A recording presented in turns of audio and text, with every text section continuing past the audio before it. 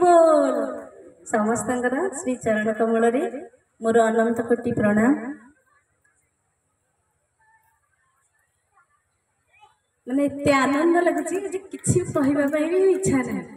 किंतु गोटे सुंदर छोट कहानी भितर गोटे जीवन दर्शन संक्षिप्त तो गोटे सुंदर जंगल टे से जंगल रे कूपटे अच्छी से कूपरे किसी जल ना से कूप मध्यटा पूर्ण भाव अंधार आ से अंधार भितर गोटे कला नाग तीन घेरा अधे होगी फुकार करके फणा टेकी से कूपर उपरे गोटे पार्श्व गछटी अच्छी से गछर मूल ना कि दीटा शाखा गोटे शाखार दीटा मूषा गोटे कला मूषा गोटे धला मूषा से शाखाटा को काटुंट आ जो शाखाटा को काटुंट से शाखार शीर्षाग्र मनीषाटे झुलुची दी बाहुरे से टेकिकी ओहलिकी धरी कौटी ना कूअर तलू से ओढ़ुची तलू को पड़गले कालिया सर्पता को दंशन कर घंच अंधार जल भी नहीं आउ गोटे पार्श्व कूपर कला हस्ती अच्छी तार बड़ बड़ दांत शुंड गछ को धरुची माने डाल को भिड़ पुणी कूप तल को रखुची मनीष को भी भिड़की धर ए सुंदर कथा भितर गोटे सुंदर दर्शन अच्छी ए जंगल है संसार ए कूप हूँ अंधकार मध्य जल नहीं अर्थात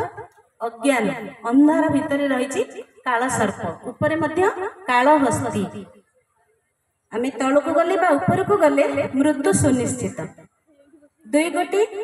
मूषा रही जो मूषा की चंद्र सूर्य प्रतीक दिन और रातिर प्रतीक प्रत्येक मुहूर्त आयुष आम क्षीण हो जो गछ उपर जो डालटी थिला से डालर उपरे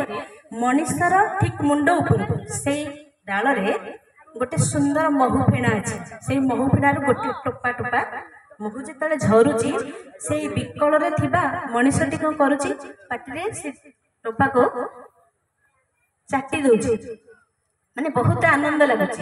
याडे मृत्यु भय अच्छी तले पड़े सर्प दंशन कर ऊपर को आसिले हस्ती चकटी दब किंतु से महु फेणार गोटे टोपारे से निजको आनंद अनुभव करुची अर्थात यही महु टोपा हूँ गोटे विषय संसार भितर गोटे बुंदा क्षणिक आनंद पाई से निजको सामिल कर दउची आउ से सामिल भितर आमर आयुष क्षीण होउची आम चली जा तेरे जीवा पूर्व किसी संचय कर रखी देथिबा आयु क्षय प्रतिदिन जौवन आई क्षीण केबे तन फेरे आओ से गत दिन लक्ष्मी ता सदा चंचला जैसने तरंग माला चपला जैसने केन्हे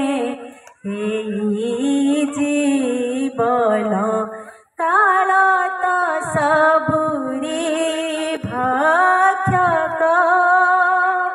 शरणगत हे प्रभु शरण रख तेणु आमको एकमात्र धर्म सहाय हेब से देइछंती संसार से देइछंती मृत्यु से देइछंती जन्म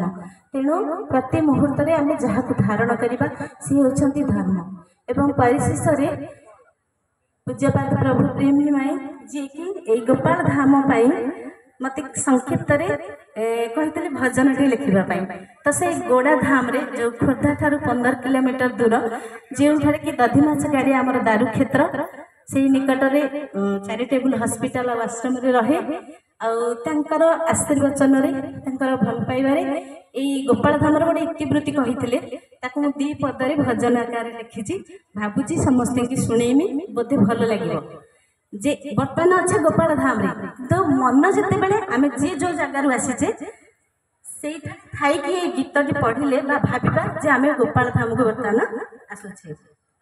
जदि समस्ते से घोषा पदरा बोलिबे बोधे भल लगे। जारे मन जा तू गोपाल धामक जा, जारे मन जा तू गोपाल धामक जा। गोपाल धाम रे जगन्नाथंक, गोपाल धाम रे जगन्नाथंक थरे तू देखिया। जारे मन जा तू गोपाल धामक जा, जारे मन जा तू गोपाल धामक जा। करताली रे जमती समस्त पढ़ी पारे, धीरे धीरे पढ़ुଛନ୍ତି କିନ୍ତୁ ଭଲ ହିଁ ଲାଗିବ। गहिरा बिलो रे होइछौ भा, शिव प्रसादଙ୍କ स्वप्न रे